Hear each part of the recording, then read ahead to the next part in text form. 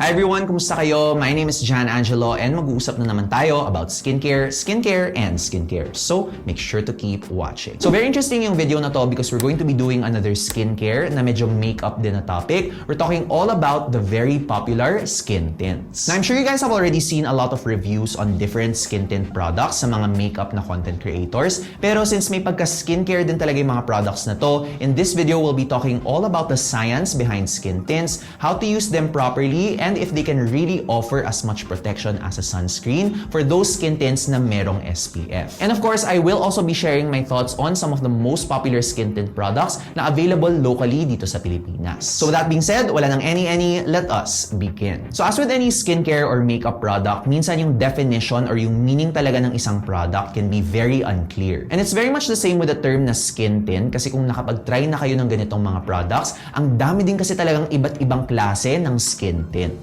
But in its very simplest na meaning, a skin tint is basically a tinted skincare product in that its main two benefits are number one, to instantly make one's skin more even, pero hindi siya magiging as heavy as foundation or even BB cream. So ang main goal talaga ng mga skin tints is to provide some coverage pero very subtle and very natural lang na parang, and very popular phrase to guys ha, your skin but better. And number two, of course, dahil sikat ang skincare ngayon, skin tints also aim to offer some skincare benefits. Now I know guys, very general yung term na skincare benefits kasi of course, maraming iba't ibang benefits ang skincare. Pero kasi guys, yung mga skincare benefits ng mga skin tints, it's not always the same with each other or walang uniform na benefit for every product. As in, iba-iba talaga siya. As in, meron kayo makikita mga skin tints na may brightening benefits. Kunyari, meron silang vitamin C or niacinamide to help even out our skin from within, ika nga. And then, may iba namang mga skin tints na may ingredients like let's say hyaluronic acid to maintain hydration or to add moisture sa skin. And of course, we also can't forget one of the most common skincare benefits na nilalagay ng mga brands sa skin tints. Hindi lahat, pero marami sa kanila include this, and that is sun protection. So may makita kayong mga skin tints that have SPF and PA ratings, which means they might be able to protect your skin from the sun's UV rays. Pero ang tanong guys is, can they really give you the same protection as a regular sunscreen? And the short answer to that guys is,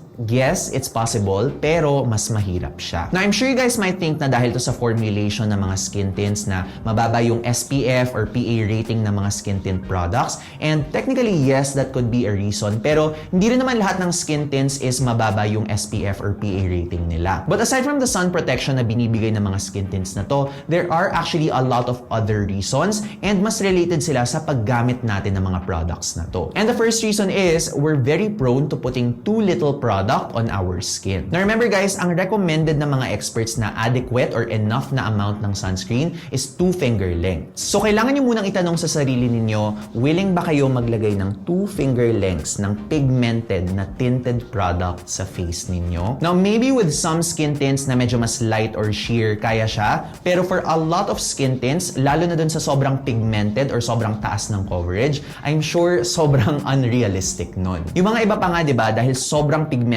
nung product, dinadot lang nila sa face nila. Kasi nga naman talaga guys, kapag naglagay ka ng sobrang daming amount of any product na parang sobrang tinted, sobrang pigmented, very high coverage, it's of course going to make your face look very flat and unnatural, which is yung total opposite of kung ano yung gusto natin ma-achieve with skin tints. Now to be fair guys, yung 2 finger lengths na sunscreen that's recommended, hindi lang naman yun meant para sa mukha mo, kasama na rin doon yung neck and yung ears nyo. So technically, pwede nyo rin i-spread yung mga skin tints sa area na yon. Pero yun din yung next concern natin guys. Willing ba kayo maglagay ng tinted product sa tenga at sa neck ninyo? Na kapag magalaw niyo yung damit ninyo doon sa area na merong tinted product or kapag nasagot niyo yung phone ninyo, magkakamarka yung phone screen or kailangan niyo magpalit ng damit. Especially since very common yung nagtatransfer dito sa tela galing sa neck. Na if willing kang pagdaanan yung mga inconveniences na yon, then congrats, pwede mo naman gamitin yung skin tint mo as a sunscreen. Pero speaking practically talaga guys, lalo na in a country na pwedeng kumalat ang kahit anong nasa mukha mo because of our hot and humid weather, for me, it's not something that's very convenient. Which is why, in my opinion guys, just generally, it's much better to treat skin tints as separate makeup products that have a small sun protection boost. So kumbaga guys, isipin nyo lang na parang small add-on lang yung sun protection na mabibigay ng skin tint ninyo, pero wag nyong iasa yung buong sun protection ninyo from your skin tints. Kasi nga, malamang sa hindi, konti lang naman yung gagamitin ninyong skin tint compared to what you would use use sa sunscreen, lalo na kung sobrang tinted, pigmented, or high coverage siya. Now, the best practice is to still wear your favorite regular sunscreen first para malagay nyo yung tamang amount comfortably and nang walang hassle gaya ng mga nagsistain or kung ano man. And then, that's when you can follow with your favorite skin tint. And ito guys, medyo mas may control ka na with the amount that you want to use. You can use any amount already since meron ka ng unang layer of sun protection. And I know marami sa inyo magtatanong about this method or technique. Hindi ba sobrang bigat nun sa face or hindi ba sobrang lagkit na nun? And my simple answer to that guys is not necessarily. You just have to find the right lightweight sunscreens. Now marami na akong na-recommend na mga lightweight sunscreens in my previous videos. I even have a video on lightweight sunscreens for oily skin. But just to share with you guys my favorite lightweight sunscreens to use before skin tints, currently it's definitely going to be these two. Now start tayo with this one that I've mentioned a lot of times already before. This is BLK's Daydream Airy Sunscreen. Now ito guys, like I said, meron akong in-depth review of this, complete with the formulation and the texture and consistency. So if you do want to check it out, I will link it here. But in this video, I just want to focus more on the consistency and texture of this product. In fact, papakita ko siya ulit. This feels very lightweight on the skin, very easy to blend. From cream, nagiging watery agad siya, and it sets into a clear and comfortable finish. Another favorite of mine for very oily skin is this one from the Japanese brand KOSE or KOSE. This is their Suncut UV Perfect Gel. Ito guys, actually medyo naiinis ako na na-overlook ko yung sunscreen na to because matagal na itong nire-recommend pero recently ko lang talaga siyang na-try. Ito talaga guys, had I known how good this was, baka matagal ko na itong na-feature sa iba't ibang mga sunscreen videos ko. So just a quick introduction on this sunscreen. This is SPF 50+, PA4+, giving you max sun protection. And it's also water resistant, which is perfect kapag pawisin ka and lalabas ka with your skin tint on. So again, medyo focus tayo with the consistency and the texture of this sunscreen sa video na to. So I do want to show that to you guys. And this one, safe to say this is gel type all throughout. It is also alcohol based, so it does blend quite fast onto the skin. But unlike other gel type sunscreens, what I really like about this is hindi siya shiny mag-set sa skin. Very, very natural and comfortable finish lang siya. And it does give you a good grippy feel onto your skin, which is good prep para ma-apply nyo yung skin tint nyo after. And just in general, guys, I really think this is shaping up to be one of my top sunscreens for oily skin. So if you do want a full in-depth review of this, let me know sa comments below para magawa ko siya. Pero going back to the topic of skin tints, since we're finally talking about products, of course, I also want to share some of my thoughts on the most popular skin tints sa Philippine market. Now, I'm sure for skin tints na medyo mas high-end and available internationally, like for example, yung Fenty skin tint, mga Shiseido skin tint, marami ng iba't ibang mga beauty channels na nag-review dyan. But since we are a Filipino skincare channel, I wanted to focus on skin tints na number 1, available and accessible dito sa Pilipinas, and number 2, merong sunscreen benefits. So since last year pa ako nagtetest ng iba't ibang mga skin tints, and I think these 5 are the most notable when it comes to skin tints na available sa atin locally. So let's start with this one from our proudly local brand Ellana. It's their newly released skincare tint, and this one is at 299 pesos for 15 grams. So on the skincare side, yung sun protection nito guys is SPF 40+, PA4+, which is actually great protection. And also, out of all the skin tints sa list na to, this is the only one na fully mineral siya. That means this product only uses zinc oxide and titanium dioxide as their UV filters. In fairness, okay naman sila na UV filters pero very brave lang sa part ni Ellana. Considering na yung mga UV filters na to, sila yung usually merong white cast. Pero guys, yung advantage of this skin tint being purely mineral is it could be less or even non-irritating to very sensitive skin types, especially since this is also fragrance and drying alcohol free. Now, aside from that, marami ring mga soothing ingredients na nilagay si Ellana in their Calm Yang Wax, which is basically a blend of soothing ingredients like licorice, chamomile, rosemary, green tea, Centella asiatica, Chinese skullcap, and Japanese knotweed. As in, sobrang dami siya guys, and since wax din siya, they also did add shea butter in here, which is also a great moisturizing ingredient. So now let's move on to my thoughts sa application na to on my skin. And remember guys, I'm not the type na meron akong malaking makeup kit or marami akong makeup tools. So just a disclaimer guys, yung opinion ko is coming from someone na very minimal lang yung makeup na ginagamit ko, and minimal lang din yung mga tools ko when it comes to makeup compared to other makeup enthusiasts. So itong Ellana skin tint does have 5 shades. Itong shade ko is French Vanilla, and this one does apply pretty decently sa skin. And it also does set onto a non-sticky natural finish with no white cast on my skin tone. I would say sheer to medium yung coverage niya, and because it's not super pigmented, actually it's not impossible to use 2 finger lengths of this on your face, neck, and ears. But again, depende na ulit yun sa inyo if you're willing to spread your skin tint onto your ears and onto your neck. Otherwise, kung ayaw ninyo, mag-sunscreen muna kayo before using this skin tint. Pero ang na-notice ko actually dito guys, after maybe an hour or two,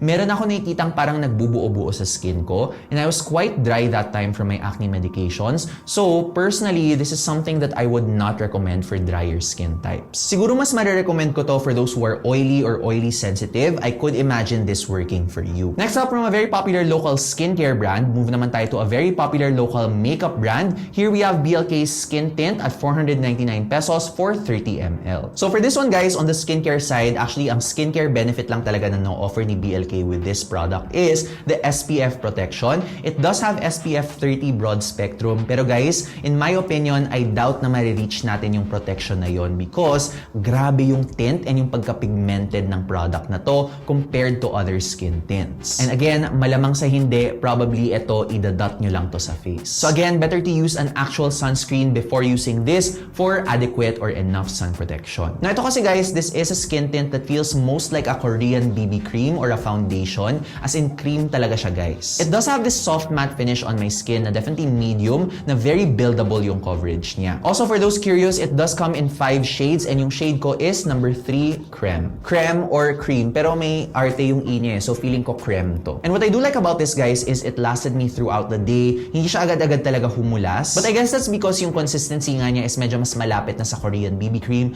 or sa mga foundations na talaga. So while may benefit siya na hindi nga siya mabilis humulas, do expect na may konting weight siya on your skin. Now in my opinion guys, siguro kung indoors ka lang the entire day or let's say mag-o-office ka lang or somewhere ka nababad talaga sa aircon, this could do really well for that. But if you do plan on going out as in magpapawis ka, this might feel a bit too heavy on your skin. Now other than that though, I really did like this one and I actually like to use it along this BLK sunscreen, itong minention ko kanina. So one layer of this, since very lightweight siya sa skin, and then kapag na-blend mo na to, that's when you can put this. Next up, we have another very popular makeup brand. Ito naman international and I think nag-viral ata to sa TikTok. It's this one from Maybelline. It's their Fit Me Fresh Skin Tint, nakaka-release lang last year, which is 349 pesos for 30 ml. So on the skincare side, this does have a sun protection of SPF 50 PA3+.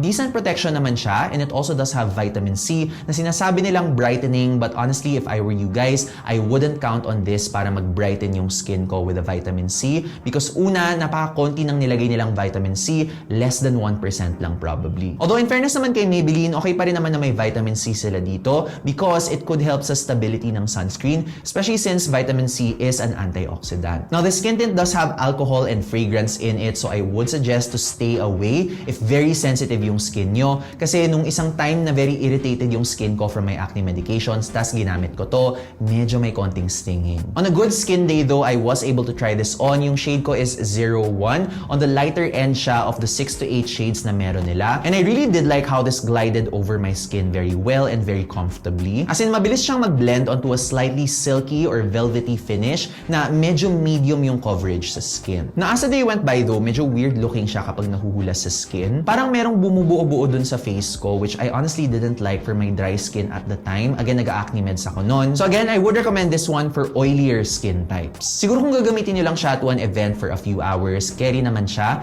But this isn't something that I would use for a whole day na ganap. Maybe if makeup enthusiast ka though, there might be a good way to prep and set this on your skin. Maybe a primer, setting spray, or kung anumang mga makeup products. But again, medyo limited lang yung resources ko when it comes to makeup. But do let me know in the comments below kung meron kayong mga ways on how you're able to make this work on your skin. Next up, we have another skin tint from a local brand. And this one, guys, favorite talaga to ng maraming tao. And it's the Issy Co Active Skin Tint, which is 499 pesos for 35 ml. So ito naman, in my opinion, I think siya yung pinaka-close sa concept ng isang skin tint. Kasi this one is very light and balanced in different aspects. So on the skincare side, yung sun protection nito is SPF 35 broad spectrum, which sakto lang naman, it's decent protection, not high but also not too low. Pero guys, dahil sheer finish siya, this is something that you can definitely use 2 finger lengths of. Now this also does have niacinamide and squalane, both great ingredients for the skin barrier, and they also both help the sunscreen feel more like a tinted moisturizer. My shade, by the way, is Fawn, and actually speaking of shades,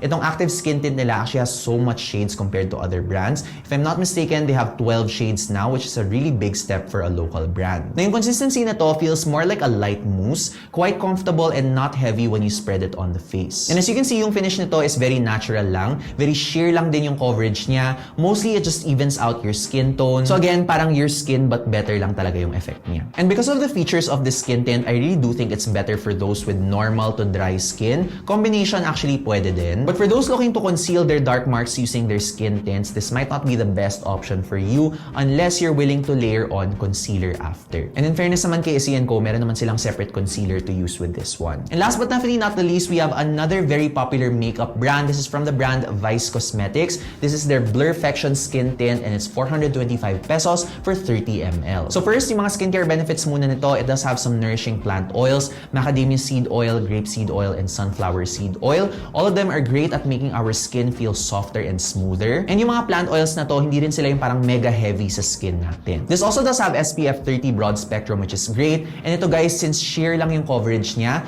technically makagamit ka rin ng 2 finger lengths of this sa face, neck, and ears mo if you wanted to. Pero personally, I still suggest using a sunscreen before using this kasi feeling ko hindi as high yung broad spectrum or yung UVA protection ng sunscreen na to. So this one guys has 6 shades and yung shade ko is in Fair, which I think is the lightest shade. And yung feel niya on the skin is parang yung BLK but a bit lighter. So parang light BB cream siya. And this does have a very interesting pore blurring effect as promised sa pangalan niya. And as you can see, natural finish, sheer yung coverage niya, and medyo buildable to medium. Now, while I did like yung feel nito sa face ko at the start, I did notice na medyo mabilis din talaga siya humulas. But what's nice is, yung paghulas niya, hindi siya yung parang sobrang bumubuo-buo compared to other skin tints that I've tried. More on nawawala lang talaga yung coverage niya a little bit. And again, speaking of hulas, probably if makeup enthusiast ka, merong way na i-prime mo muna yung face mo or iset mo yung product na to para tumagal siya. So do take that into consideration as well. But all in all, I do hope I was able to help you out in deciding kung alin sa mga 5 most popular skin tints